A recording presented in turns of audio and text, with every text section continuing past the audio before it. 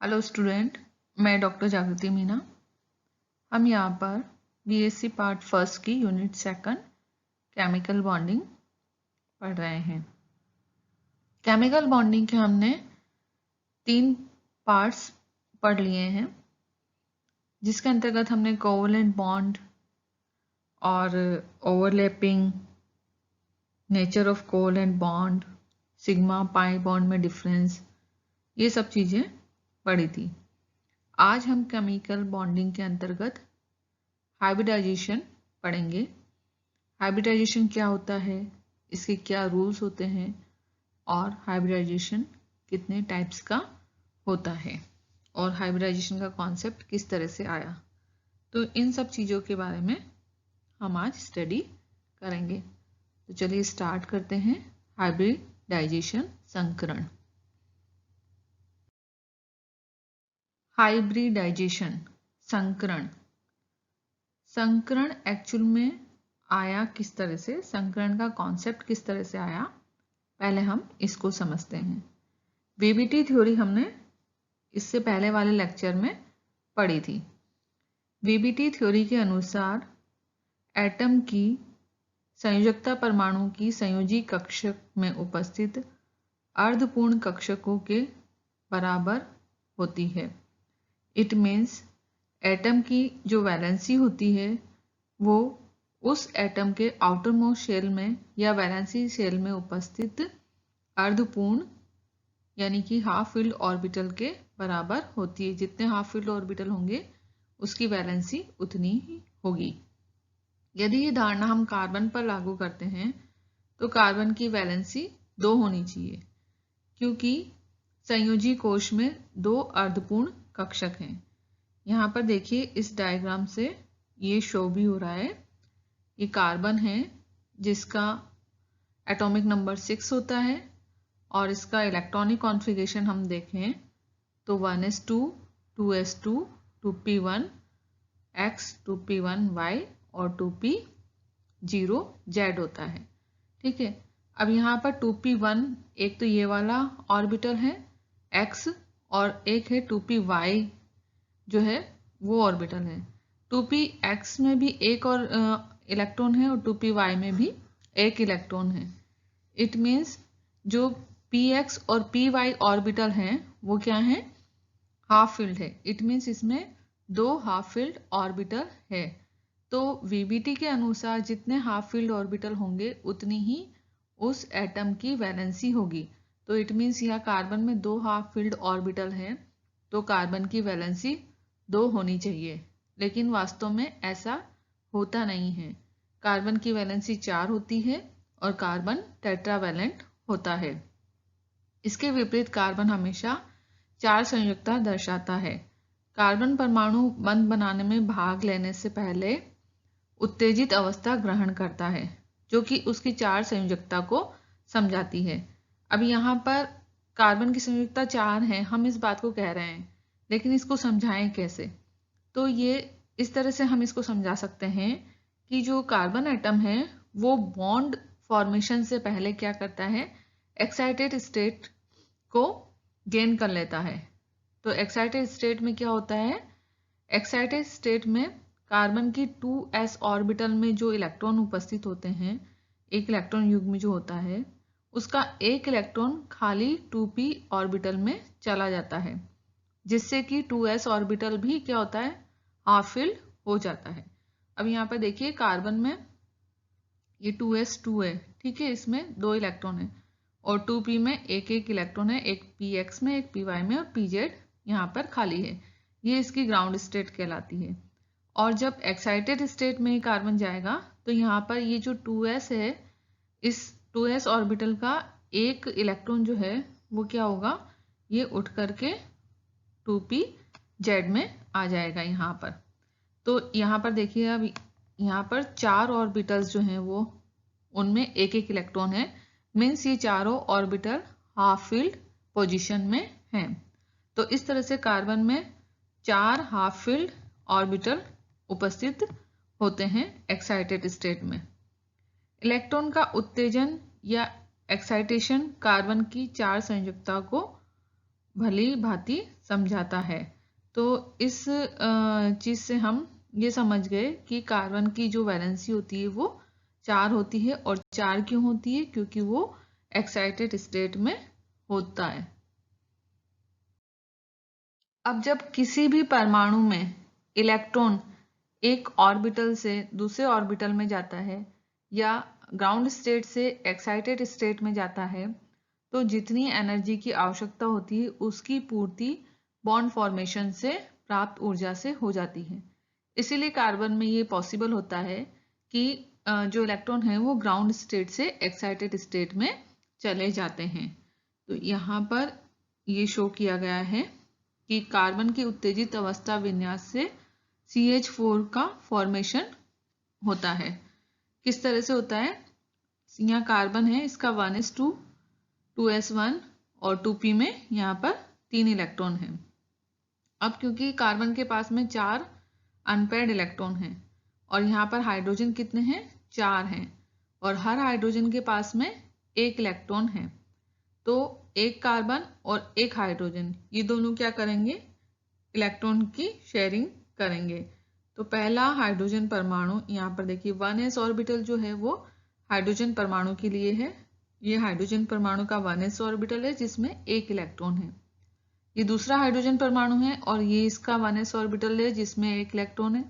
और ये तीसरा हाइड्रोजन परमाणु जिसके 1s ऑर्बिटल में 1 इलेक्ट्रॉन है और ये चौथा हाइड्रोजन परमाणु है। तो पहला हाइड्रोजन परमाणु 2s और 1s के बीच में ओवरलैपिंग से बॉन्ड बनाएगा। दूसरे हाइड्रोजन परमाणु में हाइड्रोजन का 1s ऑर्बिटल और कार्बन का 2p ऑर्बिटल आपस में ओवरलैप होकर बॉन्ड बनाएंगे। तीसरे में भी यही होगा कि 1s और 2p में ओवरलैपिंग होगी और चौथे में भी 1s और 2p के बीच में ओवरलैपिंग होगी।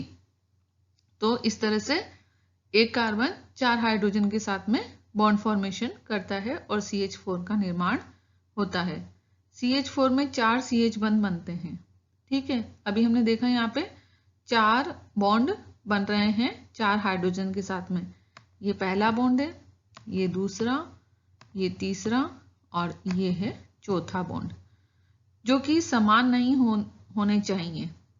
3 CH बंध PS सिग्मा बंध और जबकि एक CH बंध जो है वो SS सिग्मा बॉन्ड बनाता है। देखिए मैंने ऊपर पहले बताया था PS की ओवरलैपिंग से बॉन्ड बन रहा है वो PS सिग्मा बॉन्ड होगा और SS की ओवरलैपिंग से बॉन्ड बन रहा है ये वाला, ये होगा आपका SS सिग्मा बॉन्ड, है ना, होना चाहिए।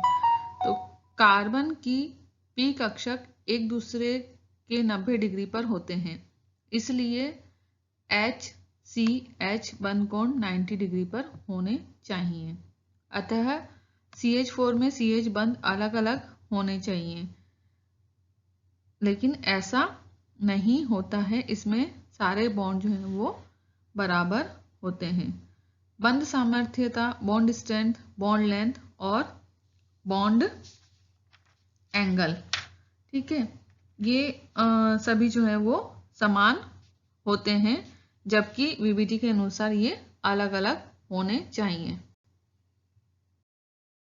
प्रायोगिक तथ्य यह है कि जब CH4 का फॉर्मेशन होता है तो CH4 के चारों CH बंध एक समान हैं। इनकी बंध लंबाई, बंध कोण के मान भी एक ही होते हैं। अतः CH4 अणु में साधारण कक्षकों के अतिव्यापन से बंध के दिशात्मक गुण को नहीं समझा सकते हैं। इसलिए लिनस पॉली ने बहुपरमाणुीय अणु के प्रायोगिक तथ्य तथा शेप को समझाने के लिए हाइब्रिडाइजेशन की अवधारणा दी। इसका मतलब जो संकरण है उसकी अवधारणा दी, हाइब्रिडाइजेशन का कॉन्सेप्ट आया इसी कारण से। और इस अवधारणा के अनुसार बंध निर्माण से पहले परमाणु की संयोजी कक्षक एक दूसरे से मिश्रित होकर समान संख्या में नए कक्षक बनाते हैं। किस अवधारणा से? हाइब्रिडाइजेशन का जो कॉन्सेप्ट है उसके अकॉर्डिंग क्या होता है, बॉन्ड का फॉर्मेशन होता है उससे पहले जो ऑर्बिटल्स होते हैं, कौन से ऑर्बिटल? वैलेंस ऑर्बिटल, वो क्या करते हैं, एक दूसरे के साथ में मिक्स होते हैं और जितने वैलेंस ऑर्बिटल मिक्स हो रहे हैं उतनी ही संख्या में, यानी कि उतने ही नंबर में जो है नए कक्षक बनते हैं, और ये जो मिक्स होकर के नए कक्षक बनते हैं उनको हाइब्रिड ऑर्बिटल कहते हैं। और इस पूरे प्रोसेस को, इस पूरी जो घटना है उसको हाइब्रिडाइजेशन कहते हैं। संकरण की परिघटना को इस प्रकार समझा या परिभाषित किया जा सकता है कि लगभग समान ऊर्जा की परमाणुईय कक्षक एक दूसरे से मिलकर उतनी ही संख्या में नए कक्षकों का सेट बनाते हैं जिनकी ऊर्जा व आकृति समान होती है। इट मीन्स जो कक्षक जिनकी एनर्जी बिल्कुल समान होती है, ऐसे एटॉमिक ऑर्बिटल क्या होते हैं, इंटरमिक्स होते हैं। और जितने एटॉमिक ऑर्बिटल इंटरमिक्स होते हैं उतने ही नंबर ऑफ एटॉमिक ऑर्बिटल्स बनते हैं। और जो नंबर ऑफ एटॉमिक ऑर्बिटल बनते हैं नए, उनकी एनर्जी और उनकी जो शेप है वो भी सेम होती है। कार्बन परमाणु की एक 2s ऑर्बिटल व 3 2p ऑर्बिटल बंध में भाग लेने के समय अंतःक्रिया या आपस में मिलकर 4 sp3 हाइब्रिड ऑर्बिटल बनाते हैं। और ये हाइब्रिड कक्षक जो होते हैं वो एक्सियल 4 हाइड्रोजन परमाणुओं की 1s कक्षक से अतिव्यापन करके CH4 में 4 सेम CH बॉन्ड का फॉर्मेशन करते हैं। अभी हमने संकरण क्या होता है ये देख लिया। अब देखते हैं रूल्स ऑफ हाइब्रिडाइजेशन, संकरण के नियम। इसके कई सारे नियम हैं। सबसे पहला नियम है हाइब्रिडाइजेशन एक इमेजिनरी कॉन्सेप्ट है जो कि एक्सपेरिमेंटल फैक्ट के सत्यापन हेतु प्रस्तुत की गई। सेकंड है हाइब्रिडाइजेशन में एक ही एटम के लगभग समान ऊर्जा के एटॉमिक ऑर्बिटल भाग लेते हैं, यानी कि दूसरे एटम के एटॉमिक ऑर्बिटल इसमें पार्टिसिपेट नहीं करेंगे। एक ही एटम होगा, उसी के एटॉमिक ऑर्बिटल पार्टिसिपेट करेंगे हाइब्रिडाइजेशन में, और उनकी एनर्जी भी लगभग समान होनी चाहिए। संकरण में भाग लेने वाले एटॉमिक ऑर्बिटल की संख्या तथा संकरण के पश्चात नए बनने वाले हाइब्रिड ऑर्बिटल की संख्या समान होती है।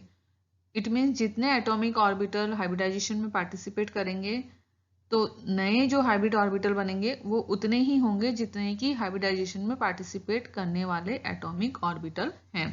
तो दोनों का नंबर जो है वो सेम रहेगा, पार्टिसिपेट करने वाले एटॉमिक ऑर्बिटल्स और बनने वाले नए हाइब्रिड ऑर्बिटल्स, इन दोनों का नंबर सेम होना चाहिए। संकरण में एटॉमिक ऑर्बिटल भाग लेते हैं, न कि इलेक्ट्रॉन। इलेक्ट्रॉन इसके अंदर पार्टिसिपेट नहीं करते हैं। इलेक्ट्रॉन का हाइब्रिडाइजेशन से कोई लेना देना नहीं होता है। हाइब्रिडाइजेशन में केवल एटॉमिक ऑर्बिटल ही पार्टिसिपेट करते हैं। अतः संकरण में वैकेंट, हाफ फील्ड और फुल फील्ड कोई भी ऑर्बिटल भाग ले सकता है। ऐसा नहीं है कि हाफ फील्ड ऑर्बिटल है तो वो पार्टिसिपेट नहीं कर पाएगा। किसी भी तरह का ऑर्बिटल हाइब्रिडाइजेशन में पार्टिसिपेट कर सकता है।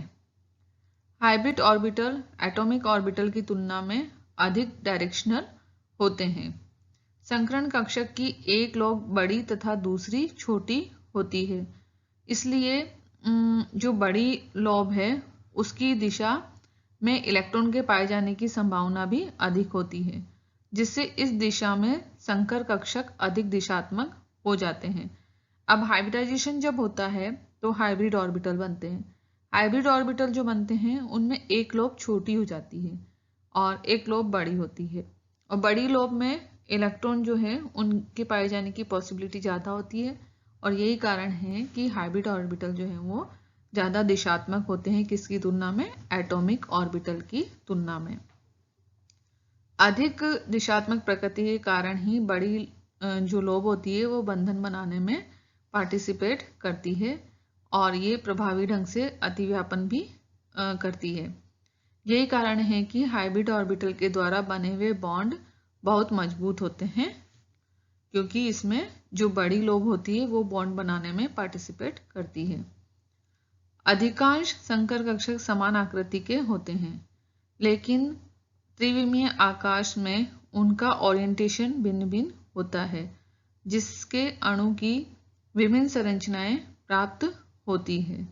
ठीक है, ज़्यादातर जो एटॉमिक ऑर्बिटल होते हैं उनकी शेप समान होती है, परंतु 3 डायमेंशनल स्पेस में इनका ओरिएंटेशन डिफरेंट होने के कारण अणुओं की जो स्ट्रक्चर होती है वो भी डिफरेंट होती है। हाइब्रिडाइजेशन का जो 7th रूल है वो ये कहता है कि किसी भी परमाणु के लिए कोई एक निश्चित प्रकार का हाइब्रिडाइजेशन नहीं होता है। कोई सर्टन हाइब्रिडाइजेशन किसी एक एटम के लिए पॉसिबल नहीं है, क्योंकि हाइब्रिडाइजेशन का प्रकार तत्व के रासायनिक वातावरण मीन्स केमिकल एनवायरनमेंट पर डिपेंड करता है। फॉर एग्जाम्पल CH4, C2H4 तथा C2H2 अणु में कार्बन का संकरण अलग अलग होगा। देखिए यहाँ पे CH4 में जो है कार्बन sp3 हाइब्रिडाइजेशन में होता है, C2H4 में sp2 हाइब्रिडाइजेशन में होता है और C2H2 में sp हाइब्रिडाइजेशन होता है कार्बन में। अब यहाँ पर जो केमिकल एनवायरनमेंट है वो अलग अलग होने के कारण कार्बन का हाइब्रिडाइजेशन भी अलग अलग हो गया। इसलिए हम ये नहीं कह सकते कि कोई एक परमाणु जैसे कार्बन है तो उसके लिए हाइब्रिडाइजेशन फिक्स हो, ये पॉसिबल नहीं है। हाइब्रिडाइजेशन केमिकल एनवायरनमेंट पर डिपेंड करता है कि उस एटम के साथ में कौन से एटम जुड़े हुए हैं और किस तरह से जुड़े हुए हैं उस पर डिपेंड करता है। संकरण के प्रकार से किसी भी अणु की ज्योमेट्री तथा बॉन्ड एंगल बताया जा सकता है। संकरण कक्ष एक दूसरे को प्रतिकर्षित करते हैं। जो हाइब्रिड ऑर्बिटल्स होते हैं वो उनके बीच में रिपल्शन होता है और प्रतिकर्षण बलों का घटता क्रम इस प्रकार से है। लोन पेयर जो है उनमें सबसे ज्यादा रिपल्शन होगा, फिर लोन पेयर और फिर बॉन्ड पेयर में। विभिन्न प्रकार के हाइब्रिडाइजेशन की बॉन्ड स्ट्रेंथ का क्रम इस प्रकार से होता है। सबसे पहले sp, उससे थोड़ा ज्यादा sp2 में, देन sp3, sp3d, sp3d2 और sp3d3 में सबसे ज्यादा बॉन्ड स्ट्रेंथ होती है। ये बढ़ती हुई बंध सामर्थ्यता है और बढ़ते हुए दिशात्मक गुण को शो करती है। संकरण कक्षकों के गुण संकरण में भाग लेने वाले कक्षकों के रेशो में होते हैं। जितने जो ऑर्बिटल्स हैं जो कि हाइब्रिडाइजेशन में पार्टिसिपेट करते हैं उसके रेशो के अनुसार ही हाइब्रिड ऑर्बिटल्स में प्रॉपर्टी होती है। उदाहरण के लिए sp हाइब्रिड ऑर्बिटल में 50-50 गुण होंगे, किसके s का 50% होगा और p ऑर्बिटल का भी 50% गुण होगा sp हाइब्रिड ऑर्बिटल में, क्योंकि ये s और p के मिक्स होने से बन रहा है। इसी प्रकार sp3 संकरण में 25% गुण जो है वो s ऑर्बिटल के होंगे और 75% जो प्रॉपर्टी होगी वो p ऑर्बिटल की होती है। पाई बंध बनाने वाले हाइब्रिड ऑर्बिटल में भाग नहीं लेते हैं। पाई बंध बनाने वाले जो ऑर्बिटल्स होते हैं वो हाइब्रिडाइजेशन में पार्टिसिपेट नहीं करते हैं, अतः पाई बॉन्ड की उपस्थिति जो है वो ज्योमेट्री को प्रभावित नहीं करती है। मीन्स किसी मॉलिक्यूल में अगर पाई बॉन्ड प्रेजेंट है तो वो उसकी ज्योमेट्री को किसी तरह का कोई इफेक्ट नहीं पहुंचाएगी। उससे पाई बॉन्ड की प्रेजेंस से किसी की ज्योमेट्री जो है, किसी मॉलिक्यूल की ज्योमेट्री उस पर कोई फर्क नहीं पड़ेगा। तो ये कुछ रूल्स थे जो कि हाइब्रिडाइजेशन के रूल्स हैं। तो हाइब्रिडाइजेशन क्या होता है और हाइब्रिडाइजेशन का कॉन्सेप्ट कैसे आया और इसके रूल्स क्या क्या हैं, ये सभी चीज़ें आपको क्लियर हो गई होगी। Thank you.